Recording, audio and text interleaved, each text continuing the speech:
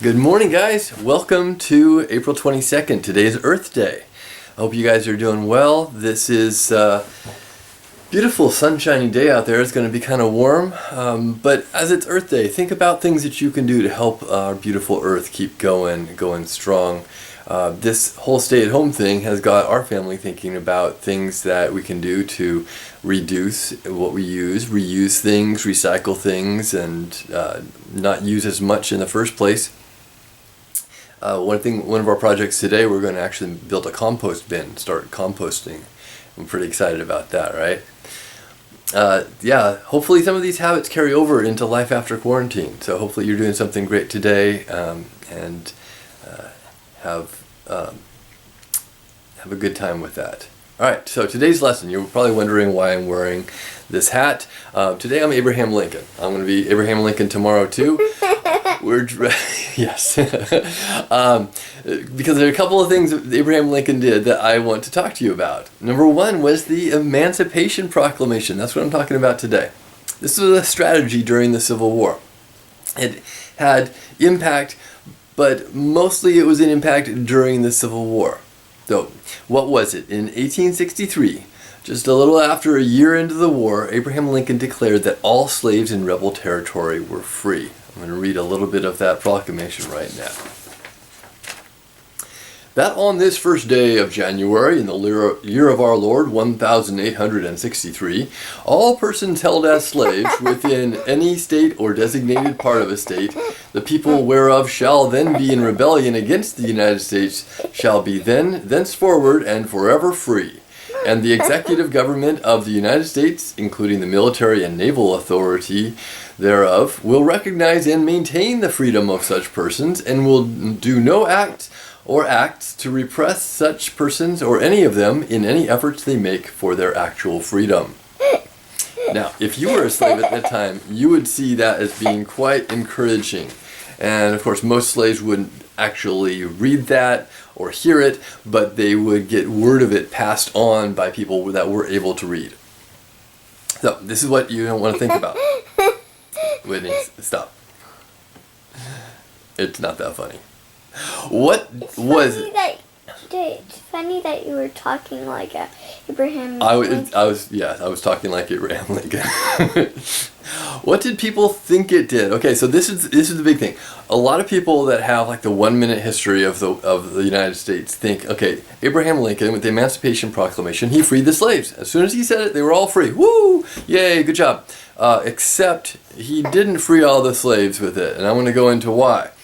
He only freed slaves in rebel states. He's very clear about that. He's not freeing the states, the slaves that are still in the border states like Kentucky, Missouri. Those guys still have slaves. They are part of the Union, but they still have slaves. So those slaves are not free.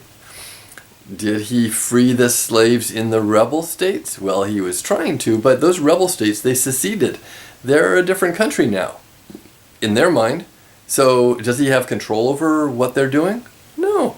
That's like the American president declaring a new law for the country of Canada, saying that, all right, all Canadians now must have French fries with every meal.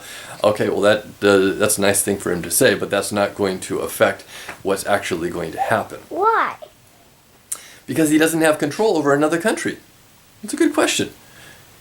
So when he declared that the slaves in the rebel states were not going to be slaves anymore, but the rebel states don't want that. The rebel states are going to keep their slaves, except for the slaves that escape. And that's one of the things we'll get to, why it was really important. So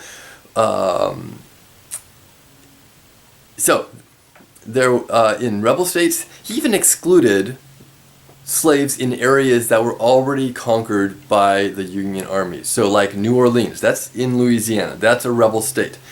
Those slaves you'd think would be freed by the Emancipation Proclamation, but by 1863, the Union Army had already taken over New Orleans. That meant that the slaves there were not freed by the Emancipation Proclamation. There is another way, though, that we can get them. We can get those slaves because we can take them as contraband. That is a property of the enemy army that could be used against us. So That's another way. So Abraham Lincoln made Daddy, exceptions to the areas I that... don't understand. Okay, what's your question? Well, if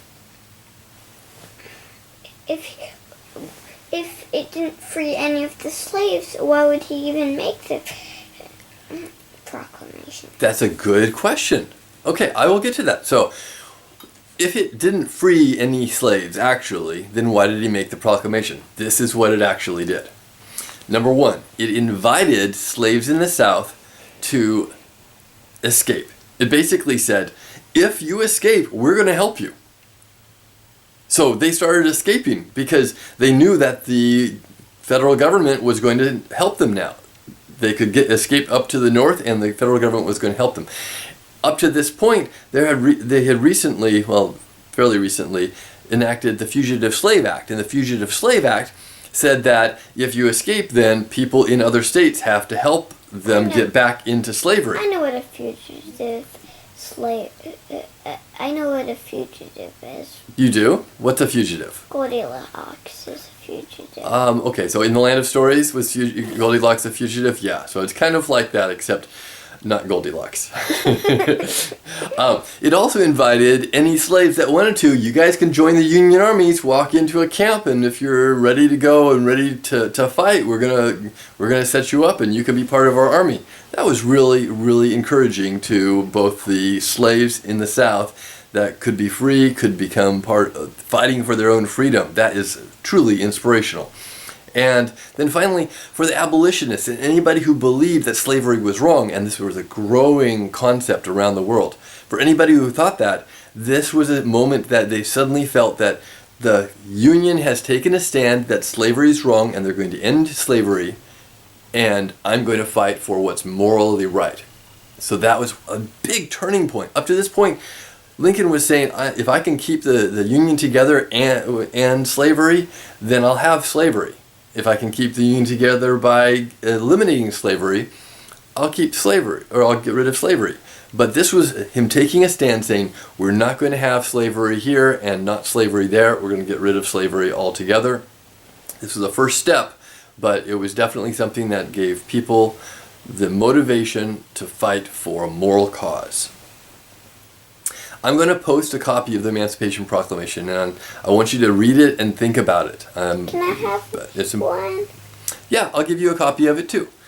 It's important to look at original documents. When we talk about history, you can read about history books, you can read about one person's interpretation, you can listen to my interpretation, but it's important that you look at the original document. And as you read through it, you may have some questions, and I encourage you to bring up those questions and pursue them. I brought up some questions. You brought up some questions. That was good.